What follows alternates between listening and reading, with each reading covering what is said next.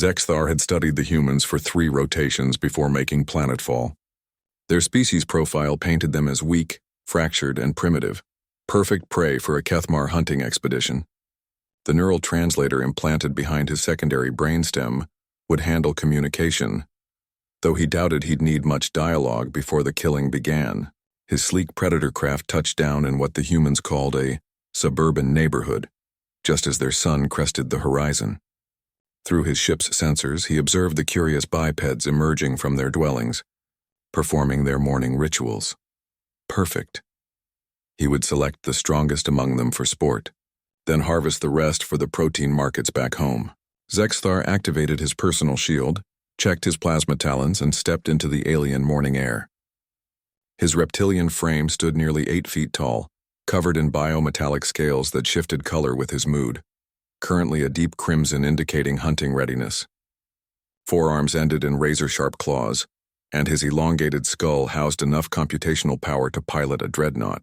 The first human he encountered was tending to colorful vegetation outside her dwelling. She looked up at him with wide eyes, and Zexthar tensed for the screaming, the running, the delicious fear that would make the hunt worthwhile.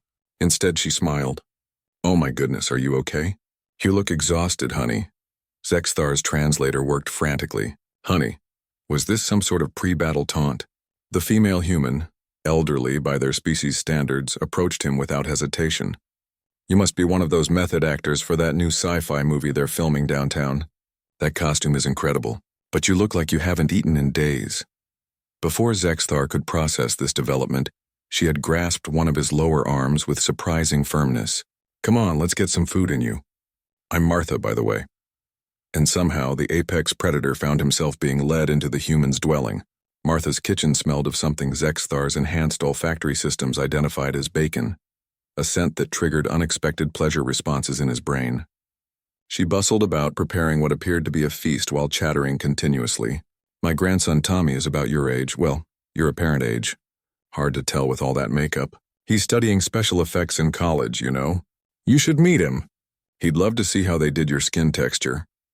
Zexthar sat awkwardly at her small table, his forearms creating a geometric puzzle as he tried to find a comfortable position. Martha placed a plate before him loaded with eggs, bacon, toast, and something called hash browns. "I don't consume," he began. "Nonsense. Everyone needs breakfast. You're probably on some crazy diet for the role, but one good meal won't hurt." The food was unlike anything in Kethmar cuisine, yet his body responded positively to each bite. Martha continued talking, sharing stories about her late husband, her children, her garden, her concerns about the neighborhood cat who'd gone missing. "You're such a good listener," she said, patting one of his upper arms. "Most young people today are always looking at their phones." 3 more humans arrived during the meal. Martha's neighbor Bob, who wanted to discuss the amazing prosthetics work on Zexthar's costume. Linda from across the street, who brought her sick daughter Sarah to meet the movie alien because the child was fascinated by space creatures. Sarah, no more than 6 rotations old, climbed directly into Zexthar's lap without fear. "Are you from the moon?" she asked, tracing patterns on his biometallic scales. "No, small one. Much farther." "Do you have kids on your planet?" Zexthar paused. Kethmar reproduced through combat trials and genetic selection. The concept of kids, as these humans understood it, small, protected, nurtured versions of themselves, was foreign.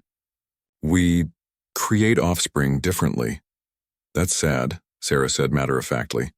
"Kids are the best part." By midday, half the neighborhood had gathered in Martha's backyard. Someone had brought a guitar. Bob was grilling something called burgers. Children ran between Zexthar's legs, occasionally tugging on his lower arms to get his attention. Adults asked him questions about the movie, and he found himself improvising elaborate fictional productions. When young Tommy arrived, Martha's grandson as promised, he examined Zexthar's costume with professional admiration.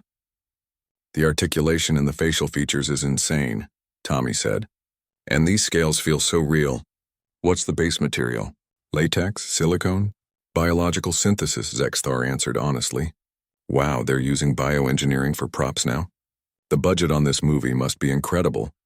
As the sun began to set, Zexthar realized he had spent an entire day among his intended prey without once considering violence. His scales had shifted from crimson to a warm golden hue, a color he'd never displayed before. Martha approached with a container of leftover food.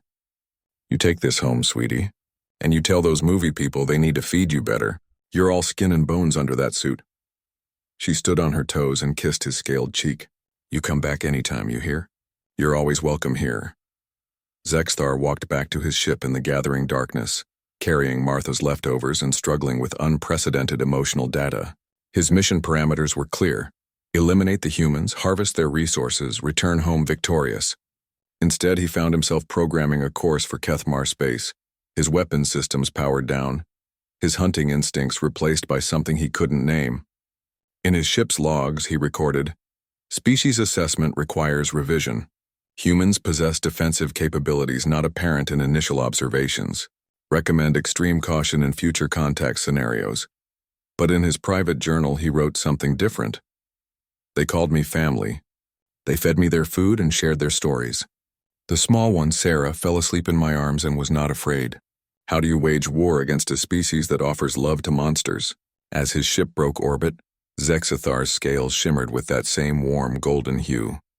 In his cargo hold sat Martha's container of leftovers, and tucked carefully in his personal effects was a small drawing Sarah had made, a stick figure of him surrounded by human children, all of them smiling. He would return to Kethmar, but he would never be the same predator who had left it, and perhaps in time, he would find a way to come back to that little blue world where strangers offered breakfast to monsters and children drew pictures of friendship across the stars.